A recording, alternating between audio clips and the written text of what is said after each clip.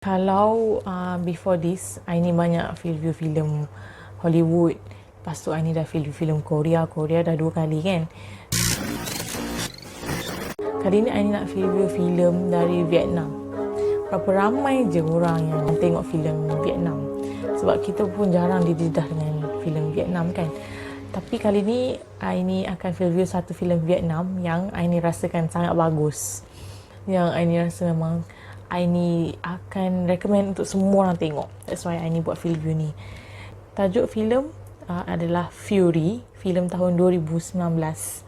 Fury adalah nama judul filem dalam bahasa Inggeris, dan dalam bahasa Vietnam dia Hai Puong.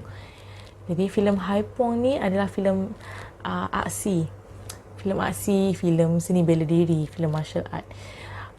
Untuk orang yang mengenali I ni secara personally, dia tahu yang I ni tak suka filem action.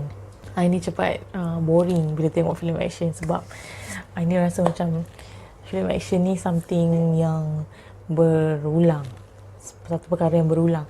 Jadi bila kita nak buat dia jadi menarik pun kena betul-betul macam kena fresh lah idea tu, ataupun lawan ke apa ke, kena betul-betul fresh kan. Sebab tu ini kurang gemar sikit filem action. Tapi filem Fury ni korang memang kena tengok sebab dia punya action lain macam. Fury ni mengisahkan seorang perempuan yang bernama Hai Puong. Jadi watak utama tu nama dia Hai Puong. Hai Puong ni dia bekerja sebagai pengutip hutang dekat kampung lah kiranya. Dan dia ada seorang anak perempuan nama dia Mai. Dan disebabkan pekerjaan dia sebagai pengutip hutang ni, anak dia Mai ni budak-budak lain semua tak suka. Dan orang-orang kampung pun tak suka. Sebab mak dia kerja pengutip hutang. Sebab bila dia kutip hutang tu orang tak nak bayar ke, mak dia terpaksa pukul lah orang-orang yang tak nak bayar hutang tu kan. Jadi sebagai gantinya, Mai, anak dia yang selalu dibuli, selalu kena pukul, duit kena ambil apa semua. Satu pagi, diorang ni pergi ke pasar. Hai Puong dengan Mai ni pergi ke pasar.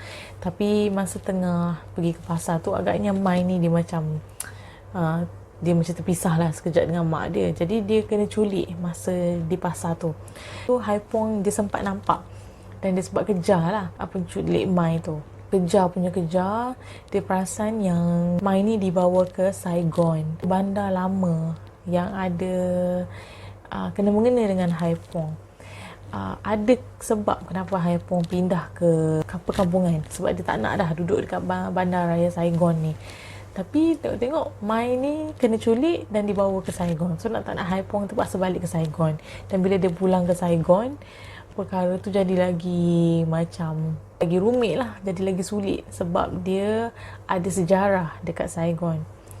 So filem ni ada mengendengahkan isu sindiket pemerdagangan manusia and then sindiket jual organ yang terbesar di Vietnam. Kiranya Mai tu dia diculik dalam sindiket tu. Sama ada dia nak diperdagangkan ke atau dia nak dibunuh and then organ dia diambil untuk dijual ke, kita tak pastilah. Jadi filem ni kalau berdasarkan sinopsis dia yang ini ceritakan tadi, simple je. Takat anak kena culik, mak kejar penculik, macam Taken kan. Korang rasa macam ni macam Taken je, Liam Neeson punya filem je. Memang orang akan cakap macam Taken. Ini sendiri tengok pun rasa macam tengok Taken. Tapi jujur cakap, dia lagi best dari Taken. Sebab dia punya action dia dari mula sampai habis. Kalau korang tengok Hai Puong ni berlawan, dia kejar penculik Mai tu je dah korang rasa macam sangat thrilling. Dia memang lebih best lah dari Taken. Sebab filem ni dia martial arts, dia ada unsur-unsur seni tu. Taken pula dia lebih kepada lawan-lawan guna senjata kan. Tapi yang ini dia seni bela diri tu memang lagi menarik. Kita sendiri pun memang ramai yang minat seni bela diri, especially orang Asia lah. Macam Indonesia pun ada The Red Redemption, pun seni bela diri juga dia ketengahkan. Thailand ada Ong Bak. So macam Vietnam kita ada Fury. Cerita ni watak utama dia yang Hai Puong tu dilakukan oleh Veronica Ngo. Veronica Ngo ni bukan nama kecil lah. Dia dah berlakon banyak dan dia dah berlakon dekat Hollywood banyak kali. Cuma mungkin sebab dia tak dapat watak utama, dia watak-watak sampingan. So orang tak berapa nak cam. Tapi dia memang pandai berlawan. Dia memang boleh berlawan. Dia memang ada ilmu seni bela diri tu. Jadi sebab tu bila kita tengok dia berlakon dalam Fury ni, dia tak kekok. Dan filem-filem yang dia berlakon di Hollywood pun, semua yang dia kena lawan juga. Jadi kalau orang yang notice dia dari filem-filem lain, mesti akan tonton Fury ni dan memang akan terus kenal dia. Filem terbaru dia, The Old Guard. Dia berlakon dengan Charlize Theron. Filem ni ada dekat Netflix. And then last juga movie dia, The Five Bloods. Dia berlakon dengan Chadwick Boseman yang Black Panther yang baru meninggal baru-baru ni kan. So dia berlakon sekali dengan lelaki tu. So basically Veronica Ngo ni bukan nama kecil lah. Kiranya nama besar juga untuk Vietnam punya filem industri kan. Bila Fury ni difilmkan, waktu ini Veronica ni 40 tahun ya. Tapi dia sangat fit, dia boleh lari sana sini. Memang kalau korang tak tahu umur dia 40, korang tak expect pun dia 40 tahun. And untuk filem Fury ni, sinematografi dia cantik. Perkampungan Vietnam sangat cantik. Dia ditonjolkan dengan baik lah, dengan penggunaan drone apa semua. Cantik lah. Tapi bila dia dah sampai ke Saigon tu, banyak scene malam je. So yang tu ni rasa macam biasa. Masa scene siang yang dekat perkampungan tu memang cantik.